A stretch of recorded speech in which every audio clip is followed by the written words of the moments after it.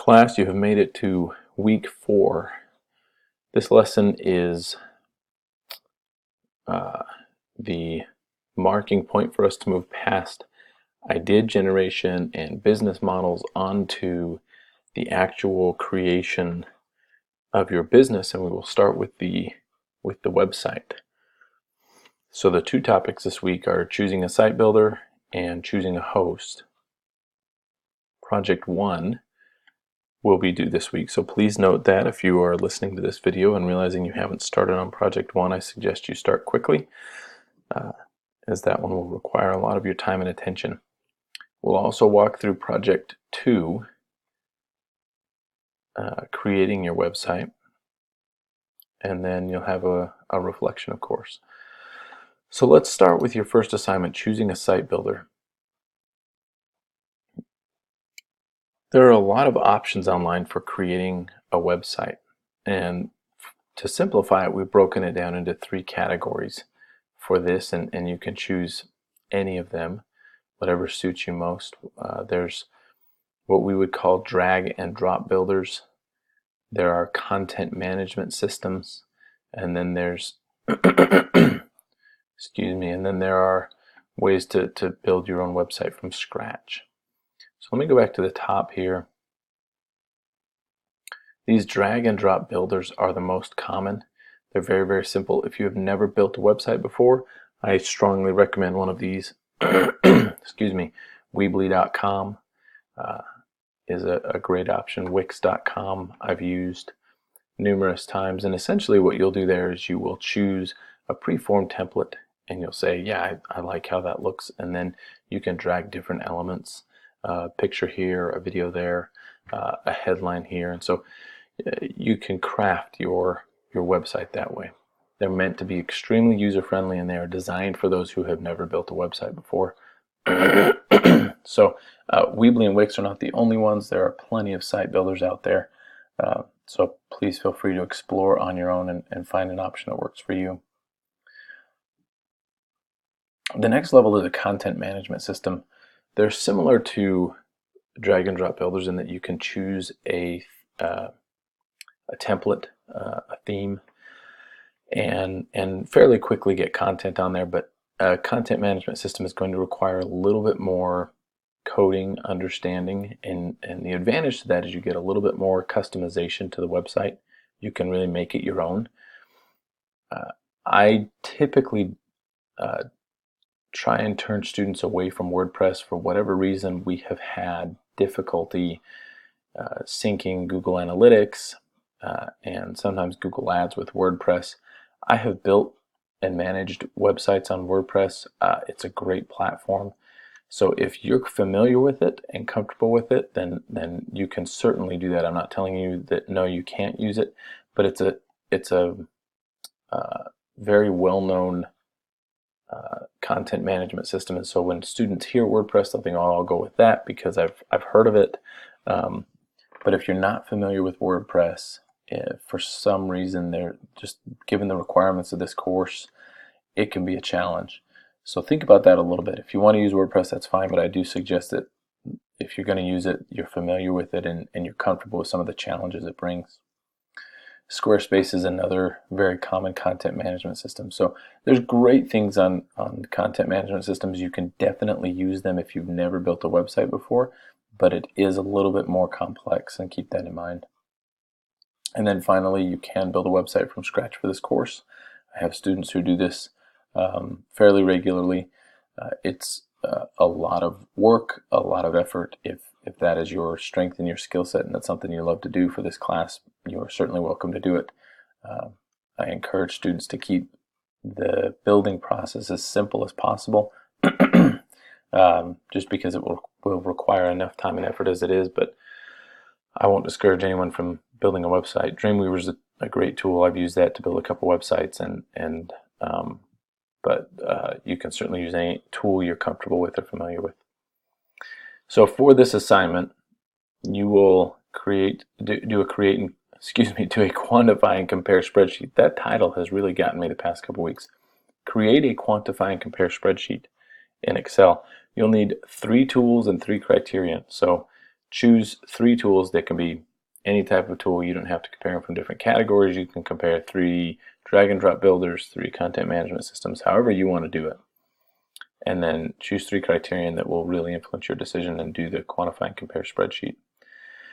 And then drop a Word document, an essay. This one does have a length requirement, so at least 150 words in length. Not all of our essays have a length requirement, but some of them do, so please note that 150 word minimum on that essay. So that will be choosing a site builder, and then you'll have a discussion board on that. You'll turn in your project 1 spreadsheet there. Remember to fill out all tabs on that.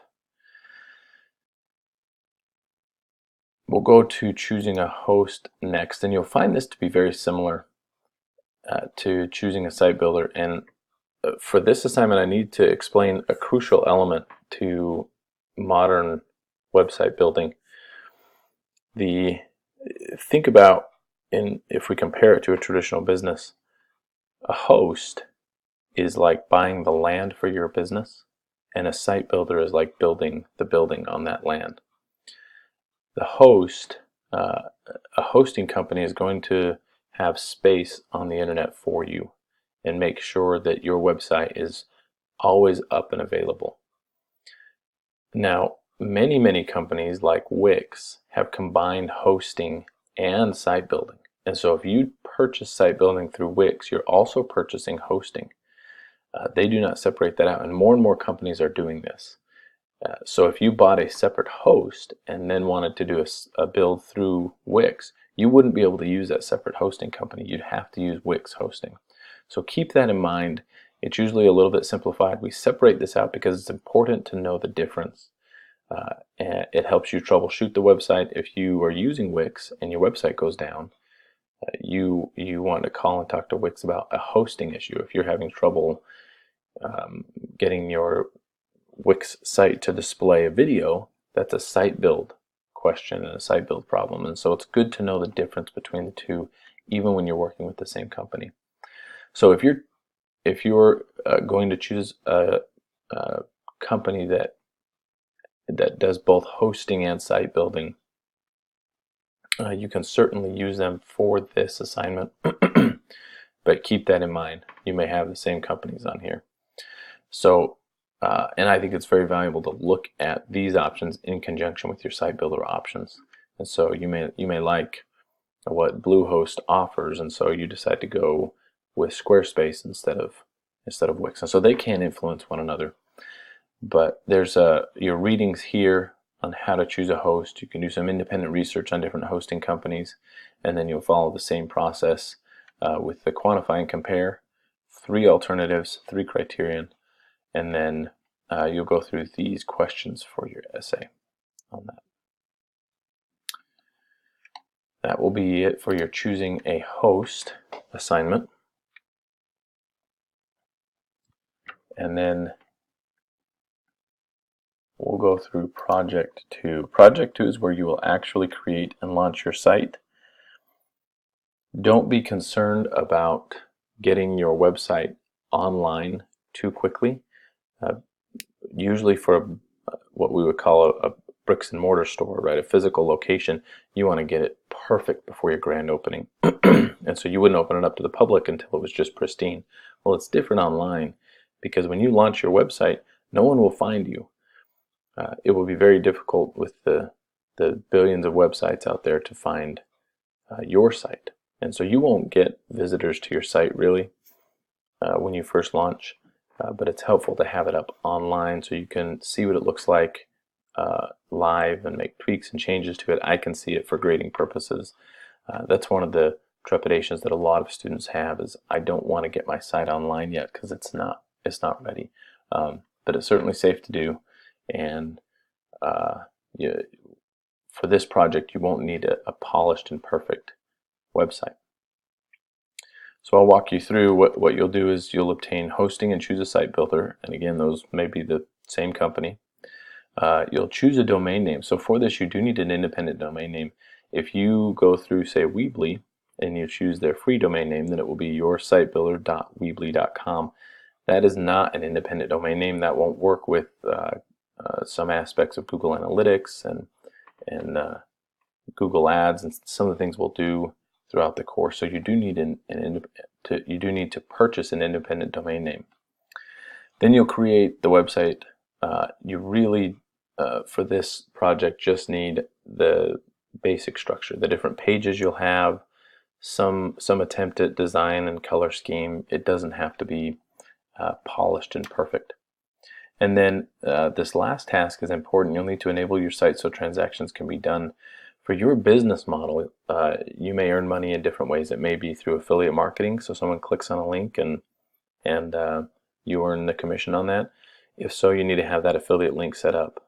You need to, you could be set up for advertising revenue, and so you're a blog that's going to bring in dollars from advertisements. You've got to have that set up on your website, or you may do a physical or an actual transaction with something like PayPal or Swipe. So those are your different options. It doesn't matter which of those types of transactions you choose, but one of those needs to be a part of your website for this.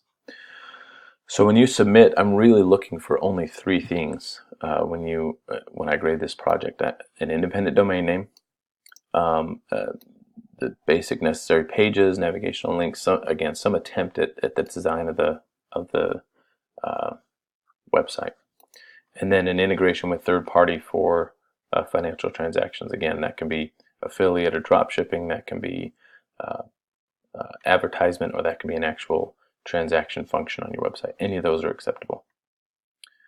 So that is it for your project 2.